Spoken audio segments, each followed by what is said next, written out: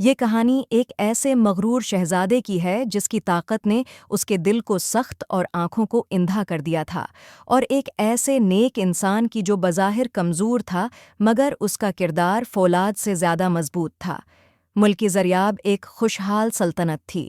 اس کے کھیت سونے کی طرح لہراتے تھے، بازاروں میں رونق رہتی تھی، اور دریاؤں کا پانی شفاف آئینے کی طرح بہتا تھا۔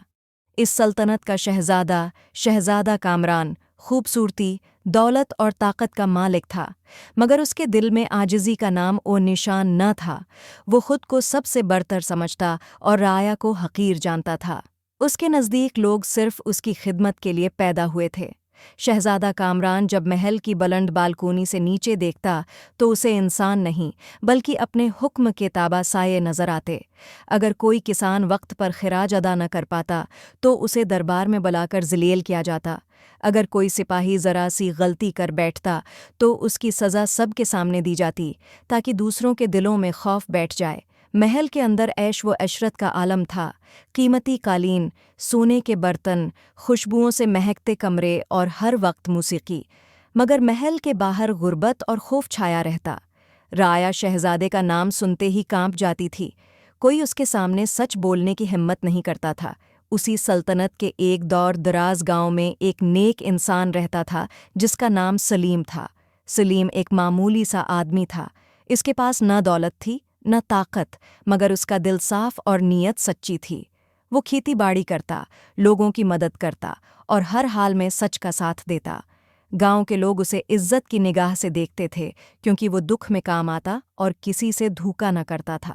سلیم کا اصول تھا کہ ظلم کے آگے خاموش رہنا بھی ظلم ہے۔ وہ جانتا تھا کہ حق بات کہنا آسان نہیں مگر ضروری ہے۔ اسی سوچ نے اس کی زندگی کو دوسروں سے مختلف بنا دیا تھا۔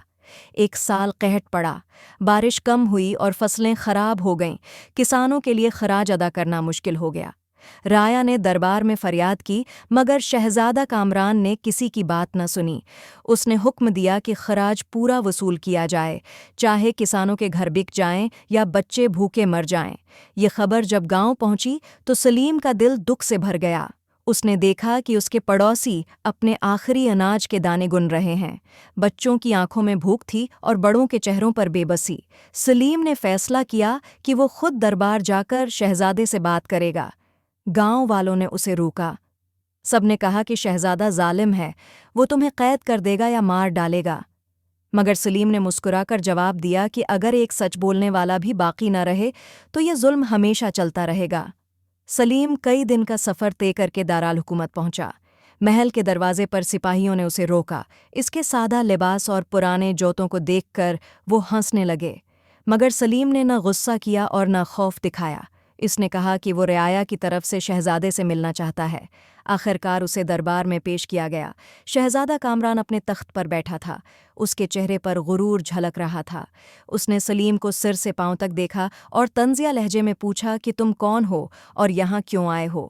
سلیم نے ادب سے جواب دیا کہ میں ایک کسان ہوں اور آپ کی رعایا میں سے ہوں، میں آپ سے انصاف کی درخواست کرنے آیا ہوں۔ شہزادہ ہنس پڑا۔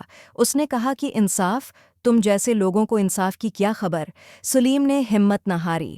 اس نے قحط، بھوک اور لوگوں کی تکلیف کا ذکر کیا۔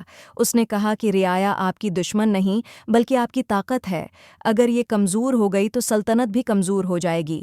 یہ باتیں سن کر شہزادہ غصے میں آ گیا۔ اس نے سلیم کو گستاخ قرار دیا اور حکم دیا کہ اسے قید خانے میں ڈال دیا جائے۔ دربار میں خاموشی چھا گئی، کسی نے سلیم کا ساتھ نہ دیا۔ قید خانے میں سلیم کو سخت حالات کا سامنا کرنا پڑا، اندھیرا، نمی اور بھوک، مگر اس کا دل مطمئن تھا۔ وہ جانتا تھا کہ اس نے سچ کہا ہے۔ وہ روز دعا کرتا اور صبر سے وقت گزارتا۔ دوسری طرف شہزادہ کامران کے لیے حالات بدلنے لگے۔ سلطنت میں بدامنی پھیلنے لگی، کسانوں نے کھیتی چھوڑ دی، بازار سنسان ہونے لگے اور خزانے میں دولت کم ہونے لگی۔ شہزادہ نے سختی مزید بڑھا دی مگر مسئلہ حل نہ ہوا۔ ایک رات شہزادے نے خواب دیکھا۔ اس نے خود کو ایک ویران میدان میں اکیلا پایا۔ اس کے تاج کا وزن بہت بھاری تھا اور وہ اسے سنبھال نہیں پا رہا تھا۔ دور سے ایک آواز آئی کہ طاقت عارضی ہے مگر کردار ہمیشہ باقی رہتا ہے۔ شہزادہ گھبرا کر جاگ اٹھا۔ اگلے دن اسے خبر ملی کہ کئی علاقے بغاوت کے قریب ہیں۔ وزیروں نے مشورہ دیا کہ رعایا پر رحم کیا جائے، مگر شہزادہ تذبذب کا شکار تھا۔ اسی وقت اسے سلیم یاد آیا جس نے یہی باتیں کہی تھیں۔ شہزادہ نے حکم دیا کہ سلیم کو قید سے نکال کر دربار میں لایا جائے۔ سلیم کمزور ہو چکا تھا مگر اس کی آنکھوں میں روشنی تھی۔ شہزادہ نے اس سے پوچھا کہ تم نے مجھے یہ سب کیوں کہا تھا؟ سلیم نے کہا کہ کیونکہ آپ کی طاقت آپ کی ذمہ داری ہے۔ اگر آپ انصاف کریں گے تو لوگ دل سے آپ کے ساتھ ہوں گے۔ ظلم سے صرف خوف پیدا ہوتا ہے، وفاداری نہیں۔ یہ باتیں شہزادے کے دل پر اثر کر گئیں۔ اس نے پہلی بار اپنے اعمال پر غور کیا۔ اس نے خراج میں نرمی کا حکم دیا، قیدیوں کو رہا کیا اور کسانوں کی مدد کے لیے اناج تقسیم کرنے کا اعلان کیا۔ وقت کے ساتھ حالات بہتر ہونے لگے۔ کھیت دوبارہ آباد ہوئے، بازاروں میں رونق لوٹ آئی اور لوگوں کے دلوں سے خوف کم ہونے لگا۔ شہزادہ بھی بدلنے لگا۔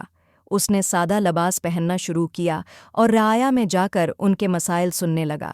سلیم کو عزت کے ساتھ گاؤں واپس بھیج دیا گیا۔ وہ پہلے جیسا ہی سادہ رہا۔ اس نے کبھی اپنے کارنامے کا چرچا نہ کیا۔ اس کے لیے یہی کافی تھا کہ ظلم کم ہوا اور لوگوں کو سکون ملا۔ شہزادہ کامران نے سیکھ لیا کہ غرور انسان کو اندھا کر دیتا ہے اور عاجزی آنکھیں کھول دیتی ہے۔ اس نے سلیم جیسے نیک انسان سے وہ سبق سیکھا جو کوئی کتاب یا جنگ نہ سکھا سکتی تھی۔